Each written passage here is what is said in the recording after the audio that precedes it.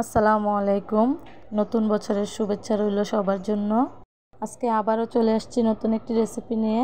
আজকের রেসিপিতে থাকবে চিকেন চাপ। চিকেন চাপ বানানোর জন্য এখানে আমি বড় সাইজের একটি মুরগি নিয়েছি। মুরগির মাংসগুলো ছোট ছোট পিস করে কেটে নিয়েছি। এখন আমি মাংসগুলো মাখানোর জন্য কিছু বাটা মশলা নিয়ে নিয়েছি। এখানে দুটো কাঁচামরিচ আর 3টি পেঁয়াজ বেটে নিয়েছি একসাথে, আর কিছু সরিষা বেটে নিয়েছি, সাথে আদা রসুন বাটা নিয়েছি, আর অল্প পরিমাণ ধনিয়া বাটা নিয়েছি। এখন দিয়ে দেব পরিমাণ মতো লবণ, হলুদের গুঁড়া, মরিচের গুঁড়া, ধনিয়ার গুঁড়া, জিরার গুঁড়া, গরম মশলার গুঁড়া, বিট লবণ, টেস্টি সল্ট। তারপরে দিয়ে দিয়েছি সাদা গোলমরিচের গুঁড়া, হাফ কাপ টক দই। এখানে আমি কাশ্মীরি মরিচের গুঁড়া নিয়েছি। আপনারা চাইলে বাসার রান্না করার মরিচের গুঁড়া নিতে পারেন। আমি কাশ্মীরি মরিচের গুঁড়াটা দিয়েছি কালারটা খুব সুন্দর আসার জন্য। এখন আমি দিয়ে দেব 3 চামচ টমেটো সস। তারপরে দিয়ে দেব পরিমাণ মতো সরিষার তেল। এই চিকেন চাপে অবশ্যই সরিষার তেলটা দেওয়ার চেষ্টা করবেন, তাহলে চিকেন চাপের টেস্টটা দ্বিগুণ বেড়ে যাবে। এখন আমি 2 পিস লেবুর রস দিয়ে দিব। লেবুর রসটা দেওয়া হয়ে গেলে আমি মশলাগুলো হাত দিয়ে ভালোভাবে মাখিয়ে নেব।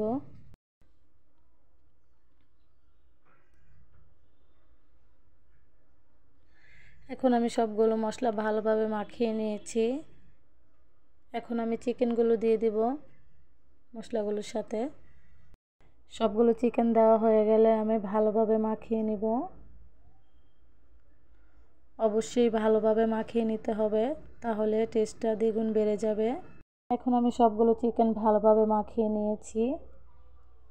এখন আমি 1 ঘন্টার জন্য রেস্টে রেখে দেব। আপনাদের হাতের কাছে বেশি সময় থাকলে আপনারা 2 ঘন্টার মতো রেস্টে রেখে দিতে পারেন। আমার হাতের কাছে বেশি সময় ছিল না, তাই আমি 1 ঘন্টা রেস্টে রেখে দিয়েছি। ফিরে আসছি 1 ঘন্টা পর। এখন আমি চুলায় একটি কড়াই বসিয়ে দিয়েছি। কড়াইতে কিছু তেল দিয়ে দিয়েছি। তেলটা গরম হওয়া আগ পর্যন্ত অপেক্ষা করব। এখন আমি একটা প্লেটে কিছু বেসন নিয়েছি। তারপরে 1 পিস চিকেন নিয়েছি। চিকেনটা আমি বেসনের সাথে ভালোভাবে মাখিয়ে নিব। ভালোভাবে মাখানো হয়ে গেলে আমি একটু জেরে নিব বেসনটা। জেরে নেওয়া হয়ে গেলে আমি চিকেনগুলো এভাবে করে দিয়ে দিব সবগুলো চিকেন। একে একে আমি সবগুলো চিকেন দিয়ে দিচ্ছি। এই তো সবগুলো চিকেন দেওয়া হয়ে গেছে। এখন কিছুক্ষণ আমি চুলা আঁচটা মিডিয়ামে রেখে ভেজে নিয়েছি। এখন আমি উল্টিয়ে দিব চিকেনগুলো। উল্টিয়ে পাল্টিয়ে সবগুলো চিকেন আমি ভেজে নিব। অবশ্যই চুলা আঁচটা মিডিয়ামে রাখতে হবে, তাহলে চিকেনগুলো খুব সুন্দরভাবে সেদ্ধ হয়ে যাবে আর সুন্দরভাবে ভাজা হয়ে যাবে। এখন আমার চিকেনগুলো সুন্দরভাবে ভাজা হয়ে গেছে। এখন আমি উঠিয়ে নেব। আমরা বাইরে এত টাকা খরচ না করে বাসায় এই চিকেন চাপগুলো বানিয়ে ফেলতে পারি, আর খাবারটাও খুব স্বাস্থ্যকর হবে আর খেতেও ভীষণ মজা হবে। আমার রেসিপিটি আপনারা যদি ফলো করে বানিয়ে নেন তাহলে বাইরের মতো টেস্ট হবে। এখন আমি সবগুলো চিকেন ভেজে নিয়েছি। এখন আমি যেই কড়াইতে চিকেনগুলো ভেজেছিলাম সেই কড়াইতে চিকেন ভাজার কিছু তেল দিয়ে দিয়েছি। তারপরে দিয়ে দিয়েছি 4টি পেঁয়াজ কুচি। পেঁয়াজগুলো আমি কিছুক্ষণ ভেজে নিব। এখন পেঁয়াজগুলো ভাজা হয়ে গেছে। এখন আমি দিয়ে দিব চিকেনের মশলাগুলো। এখন আমি মশলাগুলো কিছুক্ষণ কষিয়ে নিব।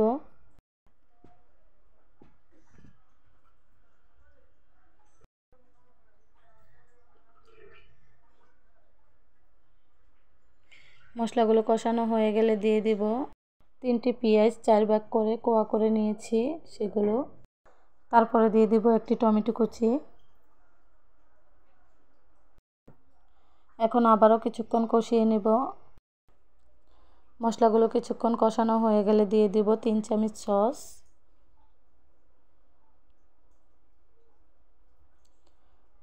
তারপরে দিয়ে দিব কিছু কাঁচামরিচ কুচি। এখন আমি ভালোভাবে মশলাগুলো নেড়ে নিব। নেড়ে চেড়ে নেওয়া হয়ে গেলে দিয়ে দিব ধনিয়া পাতা। তারপরে আবারও নেড়ে নিব। এখন দিয়ে দিব চিকেনগুলো।